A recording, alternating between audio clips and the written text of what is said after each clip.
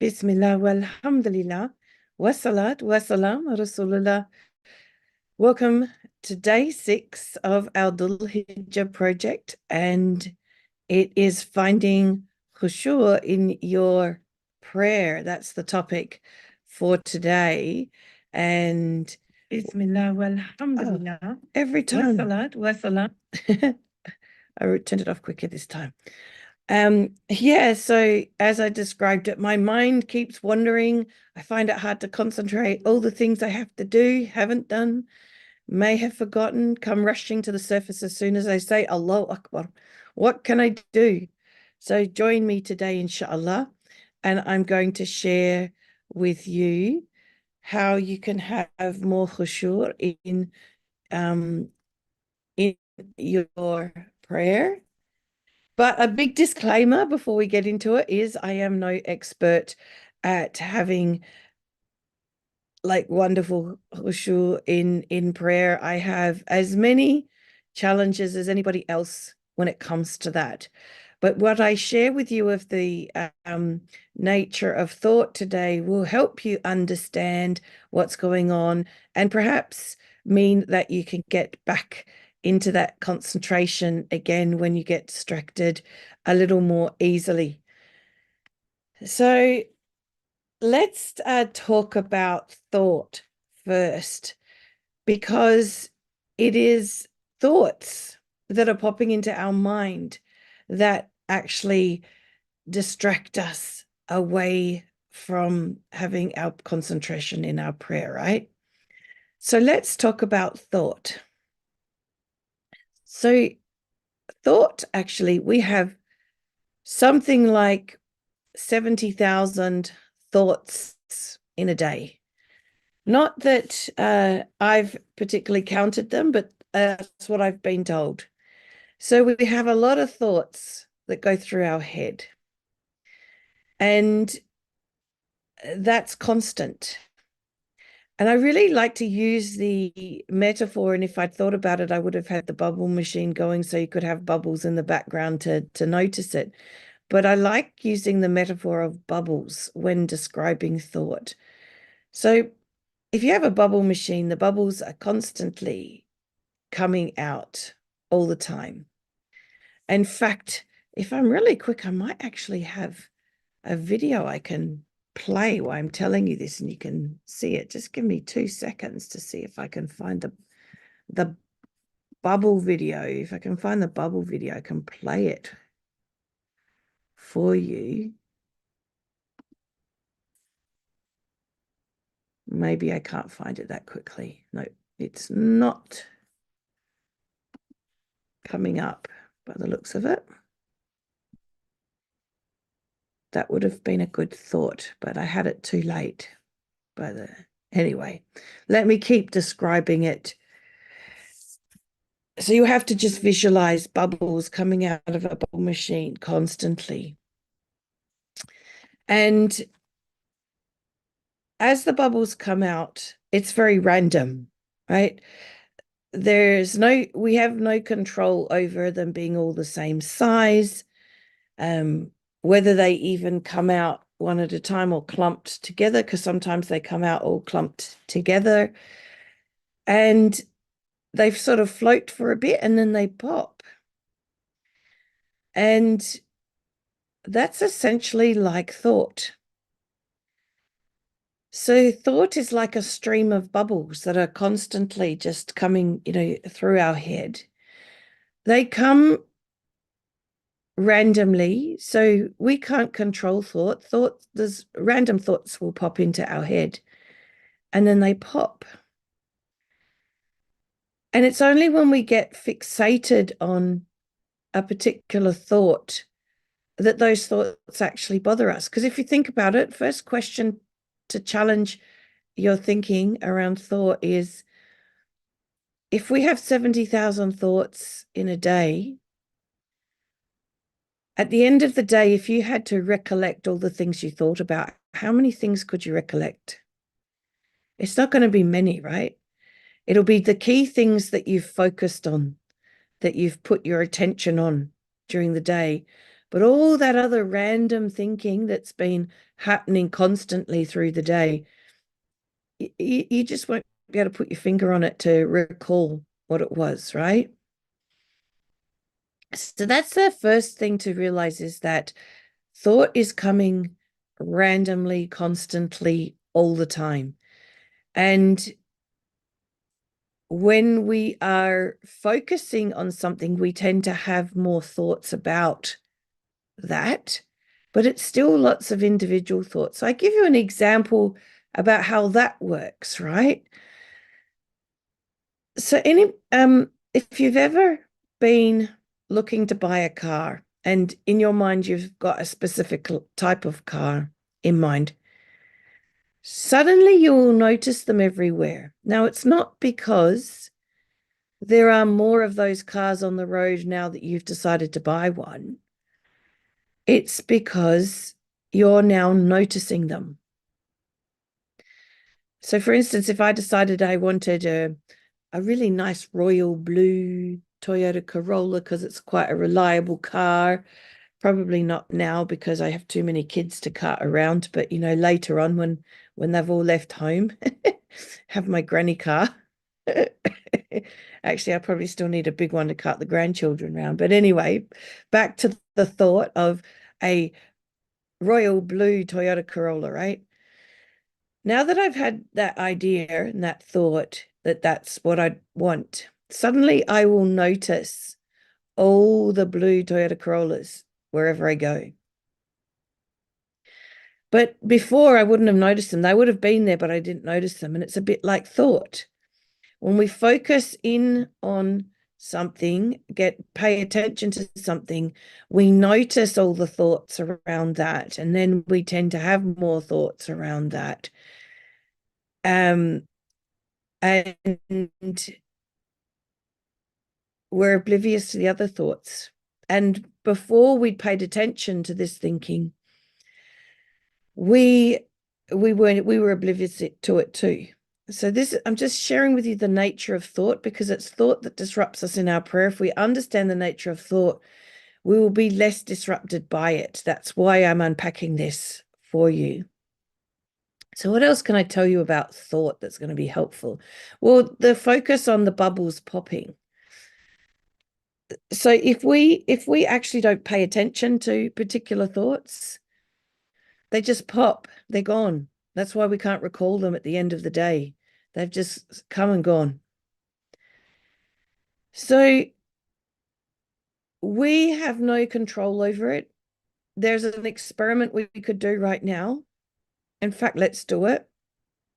I'm going to set a timer for 30 seconds. All right. I just have to open up the right app on my phone first. Timer. And we're going to do 30 seconds. Hopefully the sound of it is loud enough for you to hear. Now, once I say go, I only want you to think about blue chickens. Right? Blue chickens. If any other thought pops into your mind, like, I wonder when 30 seconds will be up. Oh, I wonder, it's a bit odd that it's blue chickens. Any thought other than blue chickens, right? For the whole 30 seconds. Let's see if you can hold thinking and focusing in on blue chickens for 30 seconds. Ready, set, go.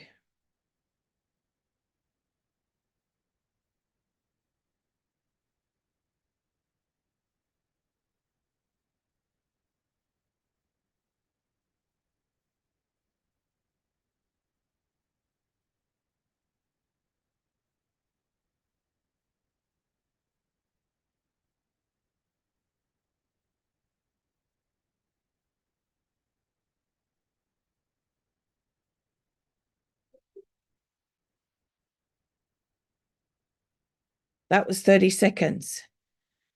I actually gave up within about the first 3 seconds because I had a thought other than blue chickens in the first few seconds, because I was looking at the timer and I started focusing on the numbers.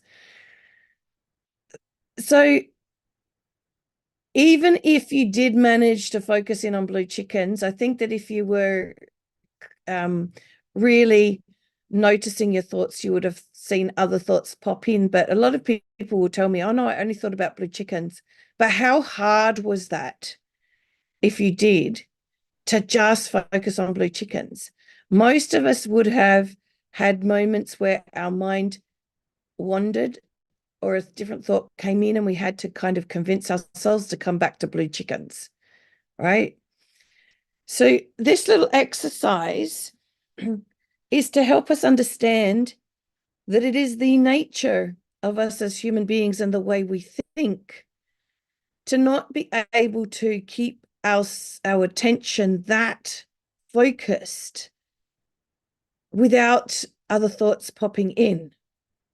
And so this is the first point in terms of the Khushoo in prayer, is to understand that it's going to be natural, especially considering Shaitan's going to be wanting to distract you every chance he can by reminding you of this and that and the other, for thoughts to pop in while you're focusing on Allah.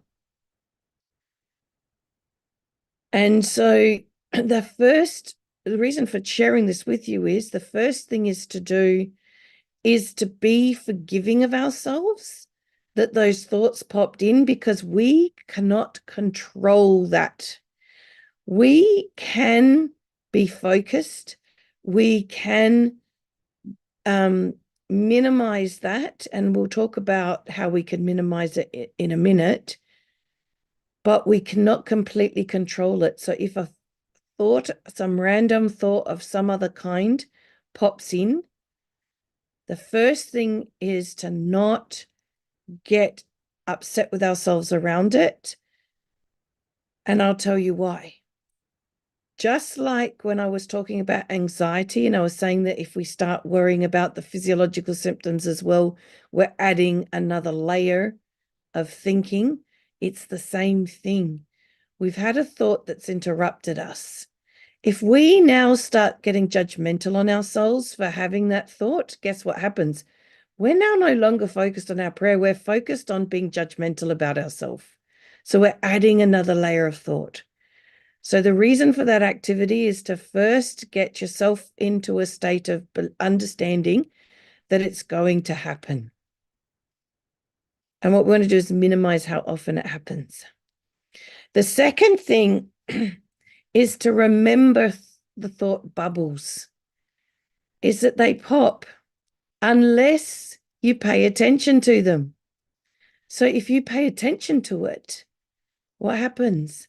You get stuck thinking, like there'll be more thoughts like that, and then you'll focus on them more and you'll get more and more distracted. So the second thing is to realize that that thought will pop just like the bubbles pop. So we just ignore it. We don't have to do anything with it. It's going to pop by itself. We don't have to do anything other than let it be, ignore it, let it do its thing, and return back to our attention on Allah. That's simple. If we make it that simple, those distractions will become little moments, not big problems. So I said I'd talk about how we can minimize that. So you can imagine that if you are running around like a headless chook, doing this, doing that, blah, blah, blah, and you're just slotting your prayer in when you can, that your mind is going to be busy when you come to pray, right?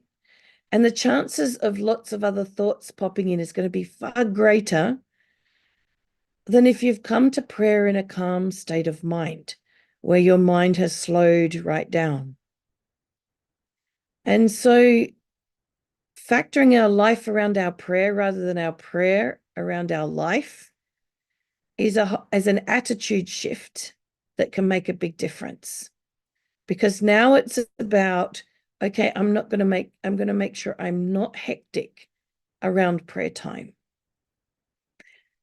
And then when it comes to pray, take a moment before you say Allahu Akbar for the first time to just reflect on your state of mind. And one of the things that you can do, because this has a physiological effect on us, is just take 5 really deep, really slow breaths. Maybe even breathe in for the count of 6. So breathing in and then out for 6.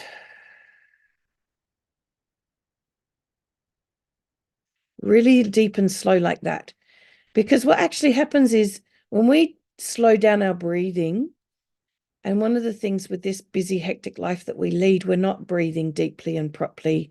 We kind of have lots of rapid, shallow breathing. But when we take these deep, slow breaths, you actually notice a shift in feeling calmer because it releases certain chemicals through our body that actually calm us down. So that's a really good thing to do.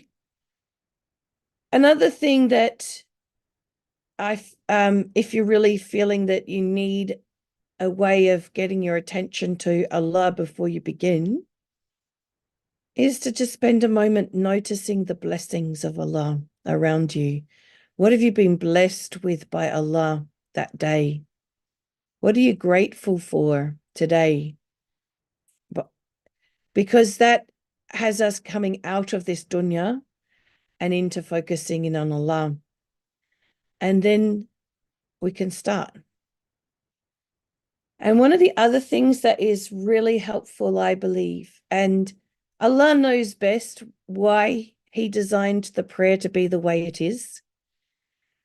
But I've heard some wisdoms shared around it, which I'll share with you. And, I don't know the validity of it, but it certainly seems very helpful to me. And that is, when we say Allahu Akbar, it doesn't mean Allah is the greatest. It means actually the way it means Allah is greater. So essentially we're saying Allah is greater than anything else right now. And what I think is really amazing is, when we surrender, when somebody, would point, if somebody pointed a gun at us, I've never had anyone really point a gun at me, but if someone's pointed a gun at us, what do? We go like this, don't we? We put our hands up. It's a sign of surrender. We're surrendering. So if you can understand that when we go Allahu Akbar and we're surrendering to Allah is greater than anything else right now. Remember, feelings come from thought in the moment. This is what I've been sharing with you. So if your thinking is around the fact that I'm surrendering myself to the fact that Allah is greater than anything else right now in this moment, what's the experience you're going to have? You're going to feel that. I'm getting shivers down my spine talking about it. You're going to feel that amazing peace that comes in being in that state of remembrance of Allah. Now you get started, and I actually find that the hardest prayers for me to keep my concentration are the silent ones, that when I'm hearing myself recite out loud, it keeps me on track a lot more than when it's the silent prayers.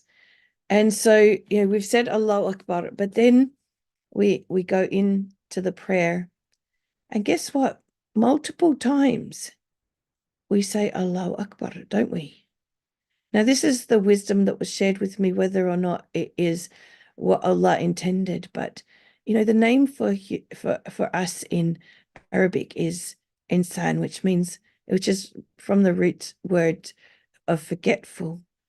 And we need reminders. So throughout the prayer, if we are thinking about what Allahu Akbar means, we are being reminded over and over and over again that Allah is more important than anything else that's popped into our mind. So if we just focus on bringing our attention back every time we say Allahu Akbar, then more and more we're going to end up in a greater state of concentration in our prayer. So the key points for today are understanding the nature of thought. So when a thought pops into our mind in the middle of prayer, we don't take it seriously. We just let it be and it will go. Or that we understand that if we get preoccupied with it, it'll distract us. And that if we get upset with ourselves for having thoughts popping up, even if it's lots of thoughts popping up, the more we get frustrated with ourselves, the more we're taking ourselves away from concentration. And that to be aware of our state of mind as we enter into prayer and factor our life around our prayer rather than our prayer around our life. And then once we feel that we're in a good state of mind, maybe we've taken some deep breaths and had some thinking around what we're grateful for to Allah before we begin, we remember that every time we say Allahu Akbar, we're saying that Allah is greater than anything else. And that's our opportunity to keep coming back and keep coming back and keep coming back to concentrating in our prayer, inshallah. So that's what I have to share with you today. And I have a number of people here in the room with me. If anyone has a question or would like to share a takeaway, I would love for you to do that, inshallah, before we end the session today. So what did you find helpful?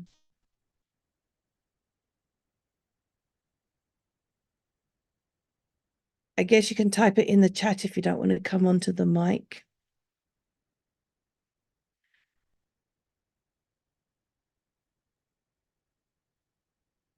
Assalamu alaikum. Wa alaikum assalam. You okay, sister? What did you gain from this discussion today, Nahida?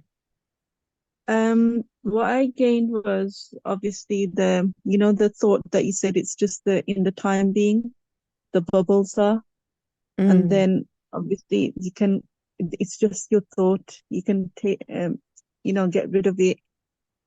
We It's don't not have to get something rid that, of it, because if you're trying to get rid of it, you're yeah, now focusing in on it. You just ignore it. You just yeah, don't you take said, it seriously. okay. But obviously I find a problem though, Catherine, but when I'm praying, it's like when I have a problem in my head, I I tend to focus on the problem that I'm going through. And when you're upset about something, you it's like the prayer is first. You have to do the prayer, so you go on there and you read. But when I'm upset and sad, I keep thinking about my sadness and my being upset, so I can't So, even so focus properly at all. yeah, I so don't know what to do for that. so the solution to your problem and your sadness is Allah. So isn't it fascinating that we're focused on the problem and the feelings rather than the solution, which is Allah, in those moments? So I think I can't remember which of the days I shared it, but Allah subhanahu wa ta'ala says in Surah Talaq, and maybe a little bit of focusing on that before you enter into prayer will help you focus on Allah rather than the problem, is that Allah subhanahu wa ta'ala says that whoever is conscious of Allah, so Yeah, that means we want to focus on Allah in our prayer, right? So you are praying, which is fantastic. Alhamdulillah, we want to go to the next step. Whoever is conscious of Allah, Allah will find a way out from them from every difficulty. In other words, thinking about your problem isn't the solution. Thinking about Allah is the solution, right? Because he said, if you're conscious of me, I will give you the solution. And that he will provide from means that you could never imagine, which means that just because you can't see the solution right now doesn't mean there isn't one. Okay. And then it goes on to say, and whoever puts their trust in Allah, Allah is sufficient for them. And so the putting the trust in Allah is I'm handing this over to you, Allah, because I can't see a way out of this. And I know you can get me out of this, even though I can't see how. Catherine, sometimes what happens is, the severity of that problem just like kills you inside, and you can't even concentrate. That's how bad it becomes. So So Nahida, tell me, wait, yeah, don't keep going. I'm going to keep interrupting you because the first thing you say is the most relevant thing, and everything else after it is to justify it. And we want to just okay. tackle what the thought is that you're having that is your what I call a yeah, but. So everything I've said is true, and now you're saying yeah, but. So let's handle the yeah, but. Because it's good that you're asking them, because I suspect the people who will listen to this may have the same yeah buts, right? Okay. So here's the thing. Yes, absolutely. It may be more difficult in those situations, but everything I've shared with you will help you be, sorry, I'm going to sneeze. Alhamdulillah. Ah, will help you do the best you can, right? So sometimes, yes, we're going to have troubling times. I'm not denying that. What you said is true as well. Yeah. However, part of what will distract us is forgetting the fact that anything is possible for Allah. So even the hardest, most difficult problem we face, Allah can Yes, still get us out of it. that's right. And while we are in that state, so these are the things that I share with people because it's the way we think about it that leads to the way we experience it. So if you're thinking about it from the perspective of, I don't know how to get out of this, I'm really concerned about what to do about this, and that's what's spinning in your head, Yeah. then you're going to experience a very distracted prayer. Yes, yes. And I get very annoyed and agitated that I didn't even complete the prayer. I complete my prayer, but it feels it's not valid. I Yes, didn't so you're complete adding the right. extra layers on top. Yeah, So if you thought about your problem from a different perspective, your feelings about it will be different. So if you felt about it from the perspective that you're doing your best to be a good servant of Allah, and that Allah has said that He'll get you out of any difficulty, and yeah, that I won't necessarily know how, and that He has promised that He will never burden me with more than I can bear, and that He can say be and it is. You get what I mean? All of these different things that are part of the Quran. And if we're thinking yeah, about it through that lens, we will experience it differently. It won't be completely off our mind, but there'll be a much calmer experience around it, and a much better chance that we will reach that concentration in our prayer, which will then obviously elevate our opportunity to come out of the problem. yeah. And if we are finding it on our mind, well, when we're in sujood, we ask Allah to help us out of the problem. We're like handing it over to Allah while we're in sujood. Catherine, are we going to be accountable for our thoughts when we are praying?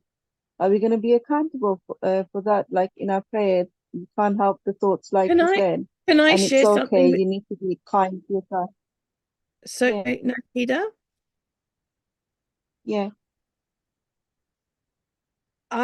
If we can't control thought, we're not going to be accountable for it. What we're going to be accountable for is what we do after the thought. Okay. So if you preoccupy yourself with the fact that you had a thought and distract yourself more from the prayer, you may well Okay. be accountable for that, Okay. but you Because may there's not be some people accountable. that study different things and Well, because a lot of people don't know or understand thought.